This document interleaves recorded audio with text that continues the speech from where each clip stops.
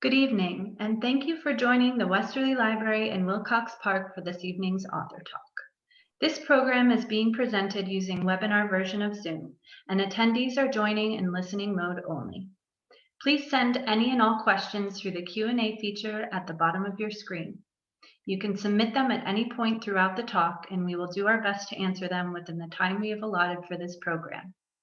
Please note that this program is being recorded and will be posted on our YouTube channel as soon as possible. Should you get disconnected, simply use the link that was emailed to you earlier to get back into the program. Fiona Davis is the New York Times bestselling author of historical novels set in iconic New York City buildings, including The Chelsea Girls and The Address. She began her career in New York City as an actress, working on Broadway, off-Broadway, and in regional theater. After getting a master's degree at Columbia Journalism School, she fell in love with writing, leapfrogging from editor to freelance journalist before finally settling down to write fiction. Her books have been translated into over a dozen languages, and she's based in New York City. Davis became interested in setting a novel at the New York Public Library after learning the existence of a 7-room apartment nested deep inside the building where the superintendent lived with his family for 30 years. In The Lions of Fifth Avenue, it is through her fictional character Laura that Davis illuminates the struggle for women who aspire to be more than society wanted for them. Unhappy with life as a homemaker, Laura jumps at the chance to attend Columbia Journalism School, where her world is cracked wide open. Through her journey, Davis offers a glimpse into bohemian New York City at that time and introduces readers to the trailblazing women who fought for women's rights, including birth control and suffrage, and who lived freely and independently in an age when it was not accepted. And with that, I'll now turn it over to our guest author for tonight, Fiona Davis. Thank you so much, Amanda. Thank you for that wonderful introduction. And thank you to everybody who's joining in and for supporting your local library, your local bookstore. It is very much appreciated. I thought what I'd do today is talk a little about the inspiration and the research behind the Lions of Fifth Avenue. And then Amanda had asked me to also talk a little bit about an anthology that I was part of called Stories from Suffragette City that came out last fall. So I'll do a little bit about that as well. And then we can open it up to questions. And again, feel free to leave your questions in the Q&A and we'll get right to them after the program. So I write books that are set in iconic New York City buildings like the Barbizon Hotel for Women, Grand Central Terminal, the Chelsea Hotel. And the idea for this book, and this is The Lions of Fifth Avenue, which is my 5th book, of setting it at the New York Public Library actually came from my readers. I had been doing author talks around the country for my other books, and because all the books are set in landmark buildings, I would often have readers come up to me after talks and saying, "Oh, what about this building?" or "What about that building?" And the New York Public Library just came up over and over and over to the point where I thought, okay, maybe I should, look into this. Now, there's so many buildings in New York. I mean, there's so many to choose from. I joke around that by the 30th book, I'll be doing the gas station on the corner of 11th Avenue, but I promise I will make it work. But for this book, the idea of setting it in a library really appealed to me because libraries meant so much to me when I was a kid. My family moved around a lot. And the one thing that was always constant was my mom once a week putting us in the car and taking us to the library. And my brother would head to the section on trains, and I would head over to Agatha Christie or Judy Blume. And we'd all get our books and go on home and read. And so I thought, that could be really an interesting place to set it. But I was a little worried, I'll be honest, because it's not a place where people live. It's where people come, get books, read, and leave. So I wasn't sure how I'd make it work. So what I thought I'd do is just share my screen to show some fun photos that go along with what I am talking about. So I'll go ahead and do this. So there's the cover, which I adore. The team did a wonderful job of it. And And this is the site of the New York Public Library, if you can believe it. In 1879, it was a reservoir called the Croton Reservoir. This is looking down Fifth Avenue, facing south. And on the right is that reservoir, and that is the site of the New York Public Library today, which is really hard to imagine. The reservoir was amazing. It had 50-foot high granite walls. There was a promenade that you could walk around if you wanted. And in fact, when they built the library, they incorporated some of the stones from the reservoir into the foundation, and you can still see them today, which is kind of cool. And the library, here she is. This is before the library opened. This is 1908. It opened in 1911. When it opened, it was the largest marble structure in America. It took 9 years and $9 million to build. It had 50,000 visitors the first day, and it was built by two architects named Carrere and Hastings. And unfortunately, Carrere was killed in a taxi accident a few months before it actually opened, so he never got to see the public going inside these beautiful walls that he created. It had 1 million books when it opened in 1911. And this library is different from, say, your local library. It's a research library. It's not a circulation library. You can't take books out. Anything that you read, that you get there, you have to read there. So it's a little different in that way. Ooh, and here's a view inside the reading room. And this is a room on the very top floor. It's just so grand. It really, this photo, I think, really captures the grandeur of the space. It's enormous with these really, really high carved wood ceilings with the cloud murals at the top. And Carrere and Hastings didn't just do kind of the marble, walls and infrastructure.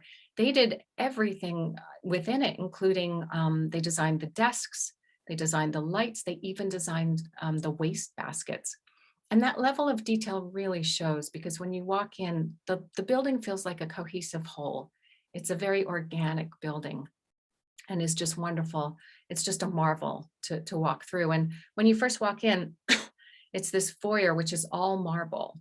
And as you start moving your way up towards the reading room, which is on the third floor, it softens and you see more wood and more paneling. And so it really is a journey as you enter inside. Here's a side view of the library. And there at the very top is the Rose Reading Room. That's the room we were just looking at. And below it is 7 layers of book stacks. It's called the stacks, and they're made out of metal for fireproofing reasons. And the way the library system works today is very similar to the way it did back when it first opened in 1911. You would go to the card catalog, you would fill out a slip, and then it would go down via a pneumatic tube all the way down to whatever level it should go to. And then pages were hired to run around, grab the book, run it back, and then it would go back and forth up to the Rose Reading Room through this kind of conveyor belt system. And then there, of course, was a dumbwaiter for larger books. And that system is still pretty much in place today, other than, of course, we have computers instead of the pneumatic tubes, but the tubes are still there and quite beautiful to look at. So as I was doing my research, I'm always looking for something that surprises me. And as Amanda said, what I learned early on in my research was that when it was built in 1911, they included a 7-room apartment deep inside the library for the superintendent and his family to live in. And he was there for 30 years. I'll show you a shot of him. Oh, here's a side view, actually. So here's the Rose Reading Room up here. And here are all the stacks. And the apartment was right here on this kind of quirky little mezzanine level. To get to it, there's kind of a secret stairway.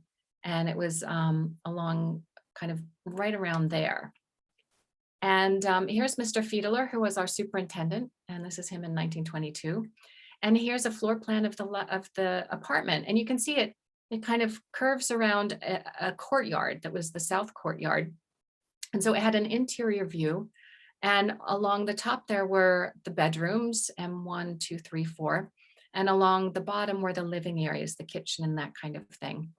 And it was important to have superintendent on site because, he really ran the whole place. He was in charge of 90 employees, everything from the guy who swept the floors to the chief engineer. He really ran this almost like a city in many ways. And what's interesting is in many other libraries around New York City, they also, even the smaller ones, they also have apartments for the super because someone had to be there to tend to the boiler in those times. And so there are people who grew up in a library, and that's just the way it was. And his family he had a wife and 3 children. His daughter was born in the library. His son used to raise pigeons on the roof. And the article that I read in the New York Times on his retirement had memories like that the kids used to play baseball using books as bases until they got caught. And the minute I read this story, I thought, oh, this is great. A family living in the library. First of all, I'd like to be that family. And second of all, what a great place for a story. I like to have stories with an element of mystery and a lot of plot twists. And so I don't like to use the real people. So I created a fictional family. And that way I can have them kind of go through the adventures that I want them to have.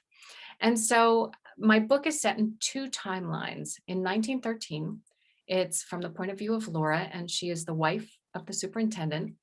And she's surrounded by all this knowledge and all these books, but she feels stifled and she wants something more out of life.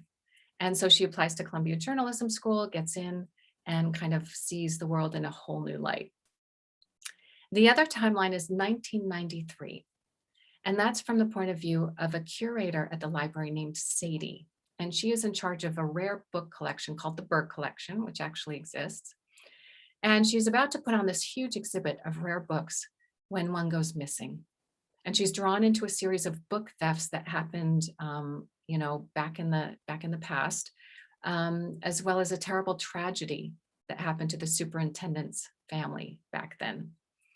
And so that's a little bit about the plot. And here is the Berg Collection, and this is where Sadie works.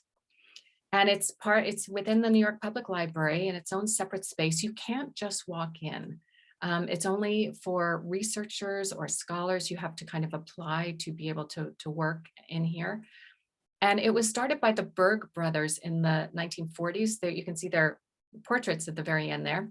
And they donated their book collection to get it started. And it has literary archives and manuscripts that represent the work of over 400 authors like Nabokov, Tennyson, Walt Whitman, Kerouac. And then it also has really interesting things like ephemera, like a lock of Walt Whitman's hair. They have Jack Kerouac's boots. They have Charlotte Bronte's writing desk. There's a walking stick that was owned by Virginia Woolf that she left beside the river before she killed herself.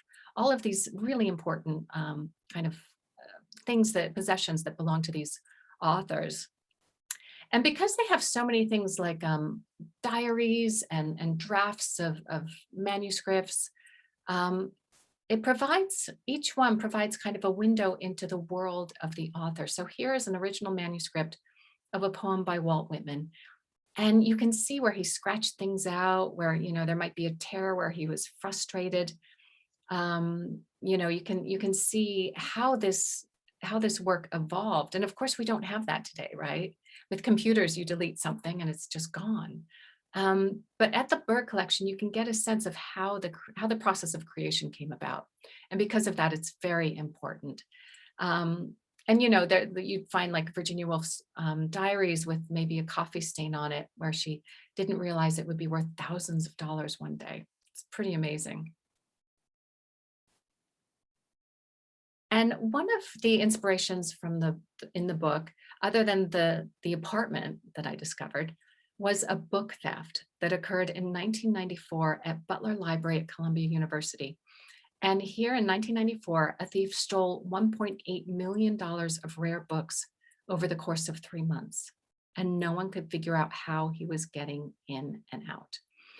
And I was lucky enough to be able to interview the head librarian at the time, a woman named Jean Ashton.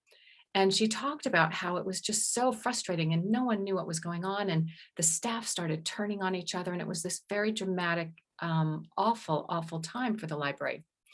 Now, he eventually was caught off in Europe.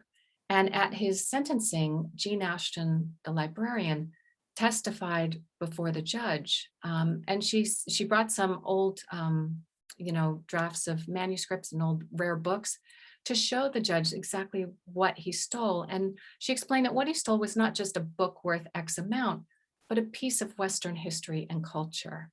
And that he was doing great damage to scholarly research with these thefts. And she explained that libraries really believe in safekeeping these artifacts of the past, and their value fluctuates over time. And so something that maybe wasn't worth much 50 years ago, like women's diaries or records of slave transactions, today is very, very valuable because our way of thinking has evolved.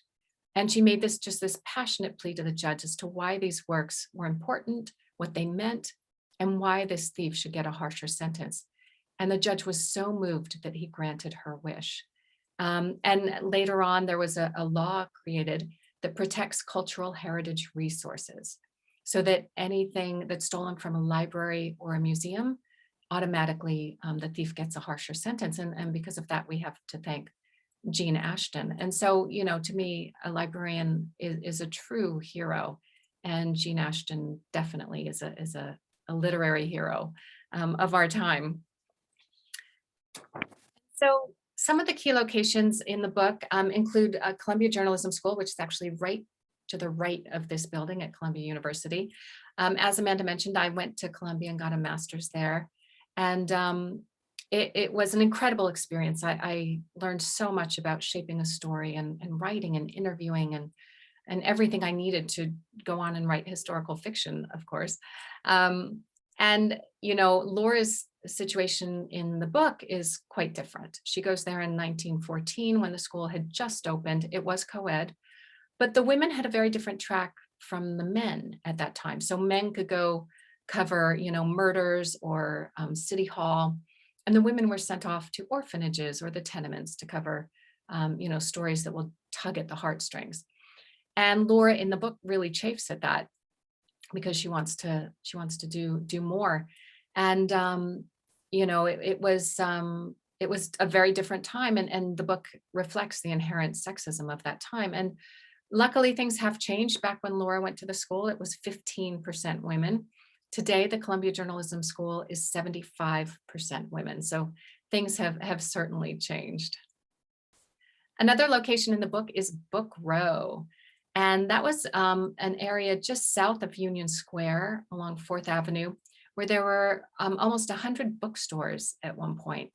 And that's where you went if you wanted to buy an old or a new book. And it was a thriving bibliophile's dream. Unfortunately, it was there for about 90 years. And today, unfortunately, there's only one bookstore left. It's the Strand bookstore. And it's right around the corner on Broadway, and it's doing pretty well. So that's nice.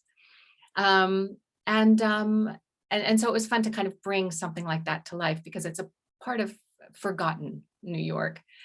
Other places I mentioned in the book are the club CBGB's, which was kind of a punk club, which I'm sure people have heard of, in the 1990s section of the book, as well as Lincoln Center. And I've lived in New York for about 30 years now. And so it's really fun to bring places that I love into the stories. I do enjoy it. Another part of the book that's gotten so much attention, which I just love, the reaction to it was really phenomenal, is something called the Heterodoxy Club. And it was an actual club that was founded in 1912 by Marie Jenny Howe, who was a feminist organizer. There she is with her guitar in her village apartment. And what she did is she created a salon. It's a women's group where women would meet every 2 weeks above a restaurant on McDougal Street. And they would discuss the issues of the day, like, the suffrage movement, birth control, women's rights, whether or not a woman should keep her maiden name after she's married, and whether or not that would tear apart the fabric of society, which, people were quite worried about. Heterodoxy is the opposite of orthodoxy. So it's about deviating from society's norms. And that's what these women did. And it attracted icons like Agnes de Mille and Charlotte Perkins Gilman. And it was really quite something. Here's a article in a newspaper about it, and how these, they're sworn to secrecy, and these advanced women meet to eat and decide their position on problems of the day. And it was just a really empowering club for women who didn't have a voice at that time. And so it was really fun to kind of bring that to life. It was around for about 30 years, and then unfortunately faded away. Now I am just going to stop the share right now and come on back to you. And so one of the really fun things about working on this book was I worked very closely with the New York Public Library, and they were very helpful. And there's something in the New York Public Library's main branch there on Fifth Avenue called the Allen Room, and it's for authors with book contracts. And it was really lovely because I was able to get a desk there, and you can work. I was working on a book about the library in the library, which was pretty amazing. And I could get books, would be sent right to my bookshelf on typhoid or the construction of the building, which was really fun. And, I also went through a lot of old women's magazines, which were fascinating. There was a 1914 issue of Harper's Bazaar, which was a very popular women's magazine of the day. And on one side of the page was a big essay on the new woman. Excuse me. I'm losing my voice. On the new woman, which is what they considered women who were, talking about suffrage and women's rights. And it was this beautifully written essay about why women need financial independence, all the things that my character Laura starts thinking about and confronting in the course of the book. On the other side of this magazine was the latest fad diet, and a whole article with illustrations all about it. It was called the barrel diet. And just in case you want to know, you would buy a barrel, you would festoon it with ribbons, and you'd take out the bottom and the top of it. You'd crawl inside and you'd roll around on your bedroom floor until you were sweaty. And just reading about this, on one side of the page, an essay about the new woman, on the other side, the latest fad diet, really brought to home to me just, the mixed messages that were sent back then and are still being sent today, and was both amusing and eye-opening. As I mentioned, the librarians were very helpful. I remember at one point in an early draft of the book, there was a dead body. It's not there now, but an early draft had a dead body. And I reached out to one of the librarians in an email, and I said, look, if you had to hide a dead body in the library, where would you put it? And she wrote back right away, oh, down in the basement next to the carpenter's room. Very helpful. She said she'd never gotten that question before. And we're probably both under surveillance at this point. But it was just a wonderful experience to work so closely with them, and to be able to be inside and explore the library. They did give me a wonderful tour, behind the scenes tour of the library. And I was able to see the old apartment, which these days is offices and storage, but you could really get a very clear sense of where the rooms were and how big they were, what they looked onto. And so that was just a real treat to be able to get back there. And so the book is really kind of my gift to book lovers and librarians everywhere. And it was a joy to research and write. And the reception has been so nice. When I learned that it was a GMA book pick, I was just through the moon. It's one of those things where they tell you a month before, and then you're sworn to secrecy because they don't want the news to get out. They want to be able to announce it live, live on TV. And so I didn't even tell my mother. I told no one, which was very hard. But then it was really fun when it came out and we did an interview, and just to be able to reach so many people. So I was very grateful for that. So that's a little bit about the Lions of Fifth Avenue. And now I'll just talk a little bit about stories from Suffragette City. And this is an anthology. So it's a group of short stories. And I edited it with another author named MJ Rose. And edited means that we just kind of got everybody together to write the short stories and got the idea in motion. And what happened was MJ and I were doing an author talk in Minnesota a couple of years ago. And we were at the airport, our plane was delayed coming back to New York. And you get two authors together and we start coming up with book ideas. And we started talking about how, the 100th anniversary of women's right to vote was in 2020. We had this big election coming up. And we started talking about, maybe we could do an anthology and have authors who we adore see if they'll write stories about whatever we come up with. And we started thinking, well, what if we set it on one day in 1915 in New York City, on the day of a huge suffrage parade where all these suffragettes gathered. It was 25,000 people gathered that day to parade up Fifth Avenue, demanding the right to vote, which of course didn't come until 4 years later and then got ratified in 1920. And the more we thought about it, the more we thought this is great because you have this parade. So there's something really major going on, but we could have all these different points of view as to how people thought about women's right to vote at that time. And the more we started talking, we got really excited. By the time we got off the plane, we had the title. We had a list of the authors we wanted to approach. And that's what we did. We approached a dozen authors. The introduction is by Kristen Hanna. It includes Paula McLean, Christina Baker Klein, Chris Bojalian, Jamie Ford, Allison Richmond, Steve Berry, Dolan Perkins Valdez. It's just, it's a who's who of wonderful authors, mostly historical fiction, but a mix of others as well. And it just all came together so easily. Everybody we approached said yes right away. And everybody had a very different approach. So you have, the point of view of an Irish maid, the point of view of an Armenian immigrant. You have the point of view of Mabel Lee, who was a Chinese immigrant, who was a real leader in the suffrage movement. You have Ida B. Wells. It was just this wonderful mix and perspectives on this one day when this parade happened. I chose Alva Vanderbilt to write about.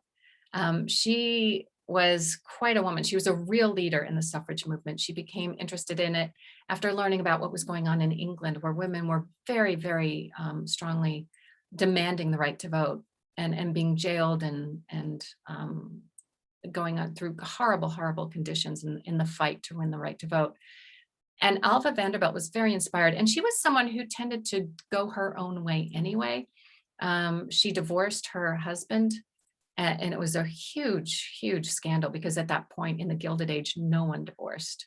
And she was one of the first, really wealthy women to go ahead and do it. And because of that, she lost a lot of friends. She went through a huge personal crisis.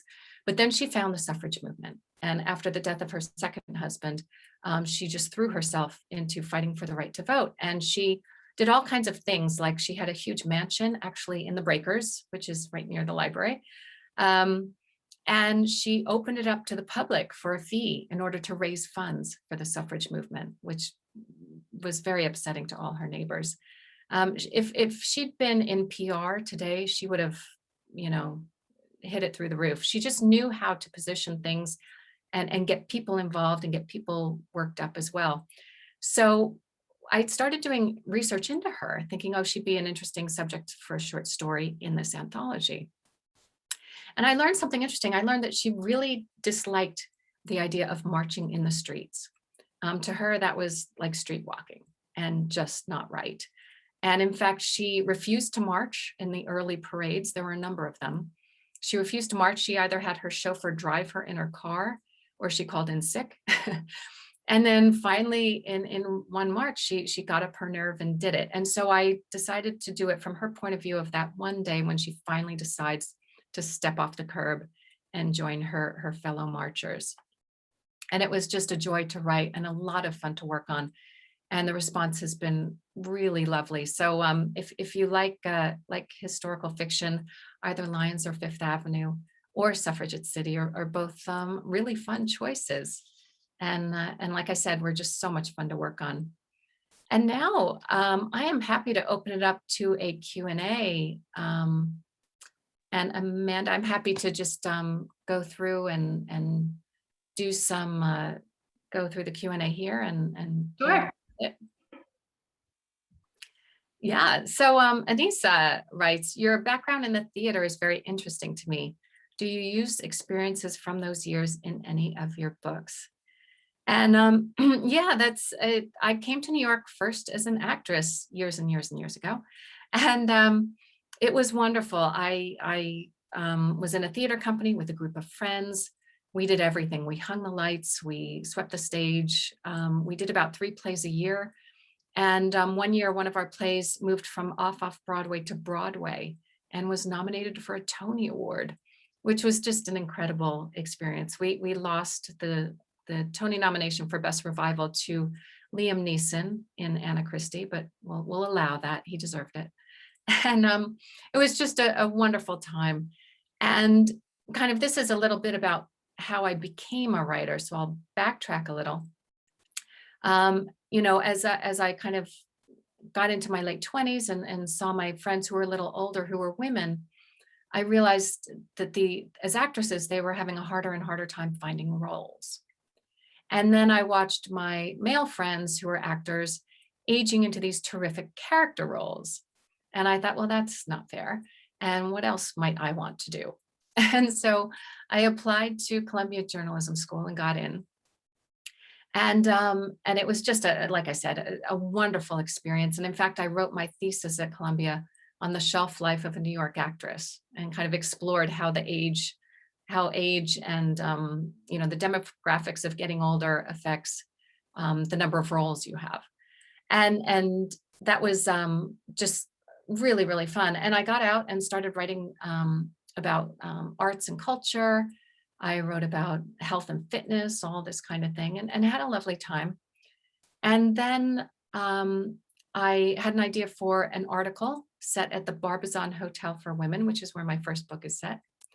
And I learned about the Barbizon, that when it was going condo, there were a dozen of the old time residents still living there.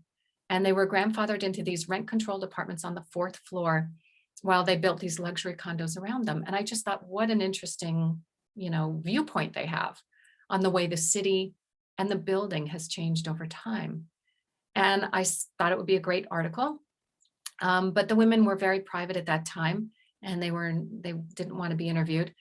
And I just couldn't shake it. And so at that point, I was in my late 40s, and I thought, you know, maybe I'll try and write a book about someone who lives in the Barbizon and befriends one of the older women. And that's what eventually became my first book, and it had a really lovely response. And suddenly I was off on a whole different career path. So I like to say it's always a good idea to change your career every 10 years, because you never know where you'll end up. And I'm enjoying every minute of it now. And I think if I'd been a writer earlier, I might not have enjoyed it as much. And so, yeah, to answer Anissa's question, the theater is very important to me. I still go when it was going. I'll be back as soon as it opens. And so my third book, The Chelsea Girls, is actually set at the Chelsea Hotel, and it's from the point of view of an actress and a playwright, both women. And they, you know, they become friends. They're living in the Chelsea Hotel, and they're trying to put a play on Broadway during the McCarthy era. And it was really interesting to learn about that time, and to bring my love of theater and, you know, trying to mount a play on Broadway and to put that into words. It was just so much fun. So that's a fun one. If you love theater, I recommend The Chelsea Girls. And LK Mason asks, is the apartment occupied today? No, as I mentioned, it's not. It's offices and storage at the moment. But I have to say, I was joking around that they really should Airbnb it, because can you imagine? I think people would pay so much money to live in, you know, have an overnight stay in the New York Public Library. It would be great. I think they'd make some money.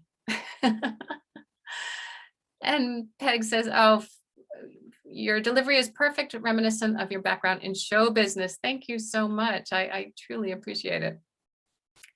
And there's a question, what are you reading now and loving? I love that question. Um, I really, really love this. It's a thriller out called Who is Maud Dixon by Alexandra Andrews. And it's so, so good. It just is you won't be able to guess what's going to happen next. It takes place in beautiful locations like Morocco. It's a fast paced, really fun read. If you want something just to, take you away, I highly recommend the book, Who is Maud Dixon? And there's a couple others out recently as well. If you like historical fiction, The Rose Code by Kate Quinn.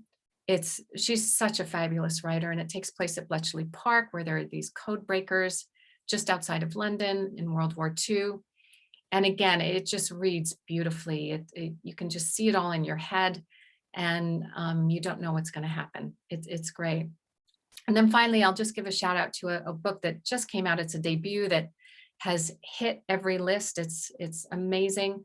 And it's called The Lost Apothecary by Sarah Penner. And that's dual timeline, and it's modern time London, and then the 1700s London. And part of the point of view is from an apothecary, a woman who dispenses poisons for women who need to get rid of their husbands. And it's doing really well right now. I don't know what that says about, current times, but it's a great read. And she's a wonderful person and a wonderful writer. So I'm trying to do everything I can to get everybody to know about those books and highly recommend them. And then Westerly College Club, hello. I've read several of your books and look forward to reading others. What artifact from your life and writing career would you leave at the New York Public Library's Bird Collection? Wow. I've never been asked that question. That is such a good question too. I love it. Yeah, that's it. You know what? When I write books, before I do anything, as I start doing research, I get a yellow legal pad and I only write in pencil, and I start scribbling notes as I start researching. And I'm pretty research heavy. I think that comes from being a journalist. I'd like to find out everything I can about the infrastructure and the background and the characters of that building, and then let that influence me in terms of plot. And so I have all these yellow legal pads for every book, where it's filled with the kind of first thoughts that I had of each book of, oh, what if there's this, what if there's a book theft? I should interview Jean Ashton, and just the notes as I start, kind of compiling as much knowledge about the building and the time period that I can. And so it's fun to kind of go back and look at those to see how the book's plot has changed since then, because it's a long process. It goes through so many different drafts, and so I think I'd leave those yellow notepads. But thank you. That's a really, really good question. Peg asks, as a New Yorker born and bred, I have loved each of your books. I was wondering, have you ever thought of setting a novel in the iconic 21 Club, Prohibition, etc., now that the 21 Club is closing? That one's come up, I have to say. And yeah, that is, I love that idea. There's also a wonderful old bar called Chumley's down in the West Village that's similar, where during Prohibition, you would have to get in through a secret entrance and have the password and everything. I love that about New York, that there's, all these kind of secrets about what went on and how you did it. But yeah, I think the 21 Club is a great idea. You can think of all the different points of view. So yeah, thank you for that. It's wonderful. And there's a question about the research on Alva Vanderbilt. Do you think her devotion to women's suffrage movement stemmed from any guilt she might have felt from maneuvering her daughter Consuela to marry Charles Spencer Churchill? Boy, you know that woman, I can tell. Yeah, so Alva Vanderbilt, because she came from hardly anything and married, one of the wealthiest men in America, it was very important for her that her daughter do well as well. And Consuela fell in love with a young man who Alva did not feel was suitable. And she really, she locked her in a room, all this stuff to stop her from meeting this guy, and insisted that she marry, was he a Lord Churchill? and who, is a Spencer related to Diana um, later on. And he lived in a beautiful mansion, and she married him, moved there, and the two of them were miserable. And she eventually left him. And so, yeah, I think Alva Vanderbilt, she was a complicated woman. And this really sums it up in so many ways. She was such a mixture of contradictions, of hewing to the traditional line, yet wanting to forge her own way. And she was just this strong-willed woman. So I don't think her daughter had a chance against her. And yeah, my guess is she would feel guilty about, how unhappy her daughter ended up, considering how unhappy she was in her first marriage. And again, that's why it was so much fun to try and shape a short story around her, because there's so much to her, and to have to fit that into a certain timeline was a real challenge, especially for, I'm used to writing 90,000 word books, so that was a lot of fun. Have any of the relatives associated with those who lived in the apartment contacted you? They have not. And I didn't reach out to any of the, I guess it might be grandchildren at this point, just because I didn't want to be too, I would prefer to speak to someone who actually lived in there. And at that point, there was no one left. But I would love to meet the descendants. I think that would be amazing. I had a really wonderful conversation, and highly recommend an audiobook called Feeding the Dragon by a woman named Sharon Washington. And she grew up in a library in the Upper West Side. Her dad was the super, and she wrote a play about her experience, which now is an audiobook. You can get it, I think, on Audible, and a wonderful account. So I was able to meet some people who grew up in apartments, which was helpful. And Allison writes, so what's on your yellow pad now? Yes, I have one. Well, it's kind of a long process, because the book that I've recently written will be out next January. And that book is set at the Frick Collection.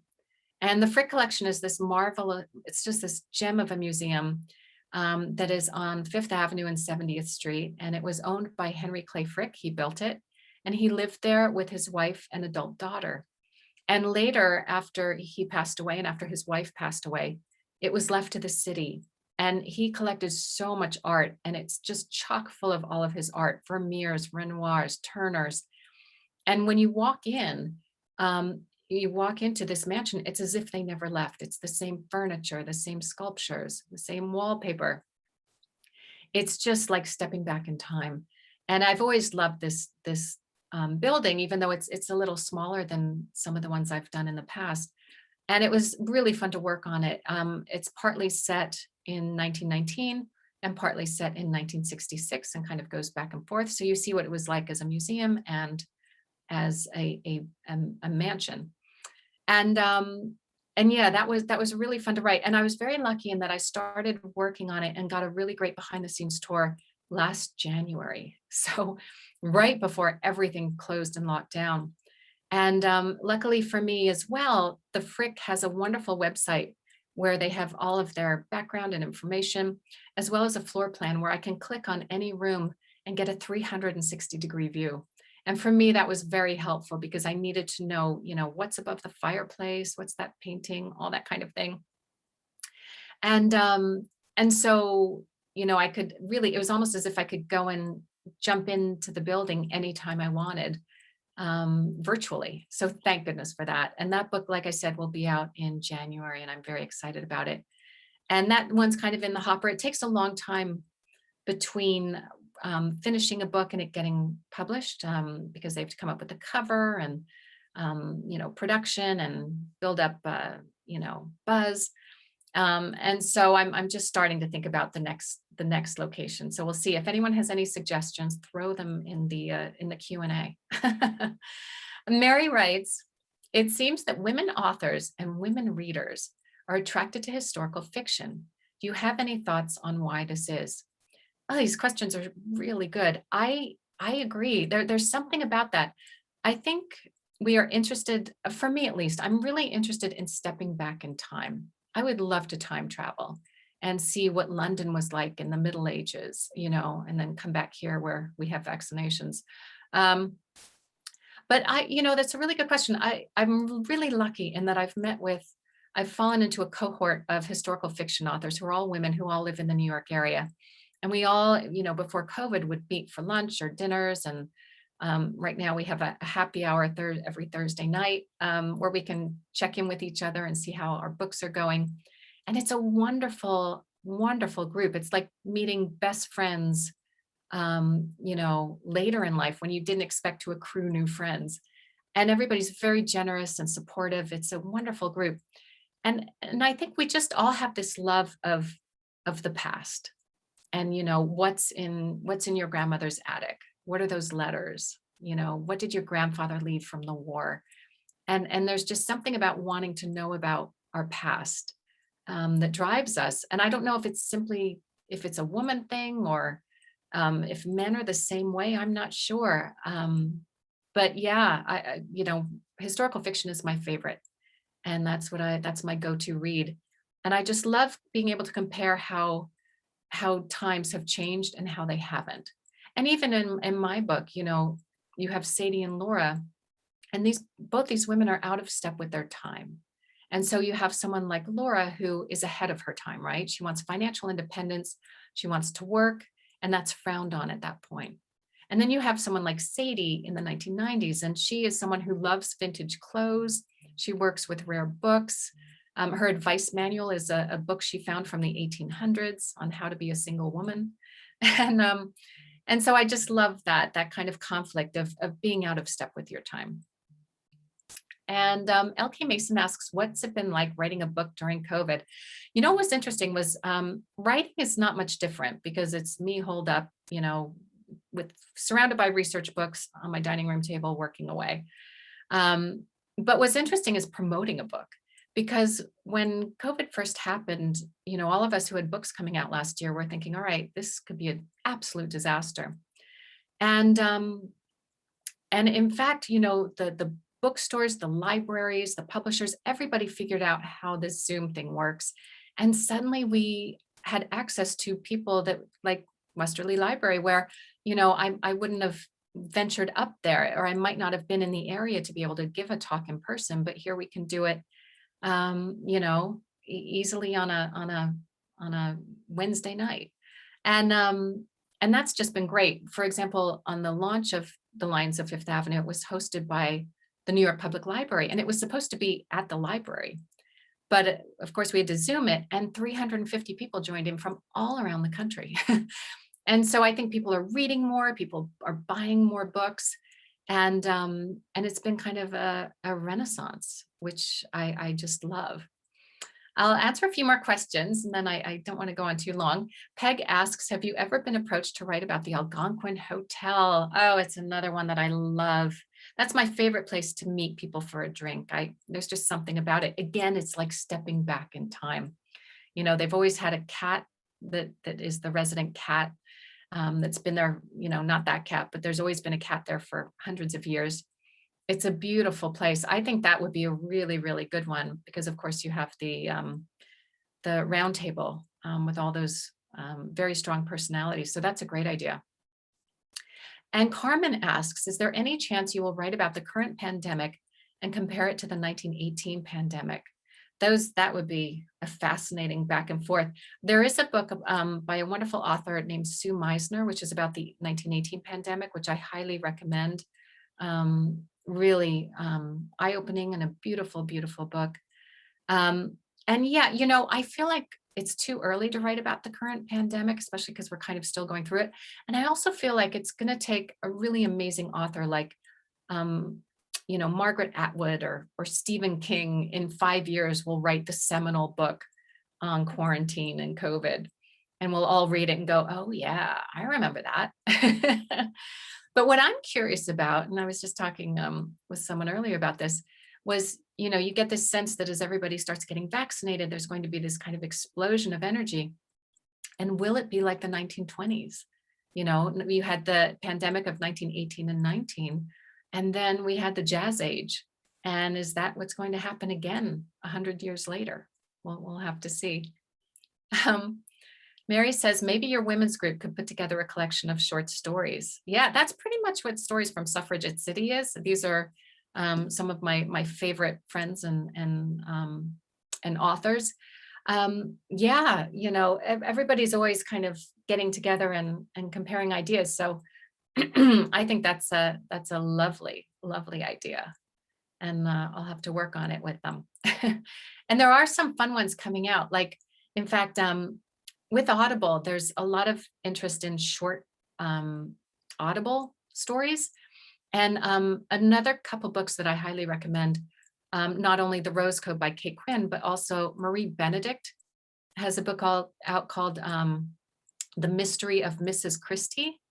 And that's about Agatha Christie, who in real life disappeared for 11 days and no one knows where she went. And she said she had amnesia and couldn't remember. And Marie Christie, who's a wonderful author, has taken that story and created an answer as to what happened to her and where she went. And it turns out that Bletchley Park, which is of course the focus of Kate Quinn's book, is mentioned in Marie Benedict's book. And there's kind of a crossover there. And so the two of them got together and created an Audible short. It's called Smoke Signals. And so you can read it before or after you've read both books, but it really pulls them both together. And I think we're going to see a lot more of that going forward. It's a lot of fun. Susan says, I just wanted to share with you that my book club in Williamsburg, Virginia is reading your book right now. We will be discussing in May. I see you are a graduate of William and Mary. Yes, talk about places with history. Yeah, I went to William and Mary and I did a minor in English and a major in international relations, of all things. And yeah, it's such a beautiful campus. And thank you so much. I'm honored that your book club is working on it. On my website, FionaDavisBooks.com, you can find a Q&A with some questions about the book, as well as a book club kit. So feel free to check that out if that helps kind of round it out. And thank you so much. I'm really honored that you're doing that. And so that's a little bit about me and the books, and I really appreciate your time. And I just want to make sure I got everything. Let's see if there's some things. Oh, and Amanda has written in the chat, there's a place to buy a signed copy of The Lions of Fifth Avenue. And again, support your local bookstore, which we so appreciate. Thank you, everybody, for tuning in. Amanda, do you have any last words? No, I just want to say, of course, on behalf of the library and everyone in attendance, and I know personally for myself, we are just so grateful to you for taking the time and joining us tonight. This has been so wonderful. I love that you included all of the photos. That was just a really neat background touch on that. So we so very much appreciate you taking the time. Thank you so much. Thank you. My absolute pleasure. Everybody stay safe and enjoy the coming spring. You as well. Thanks, Amanda. Thank you. Take care. Good night, everyone.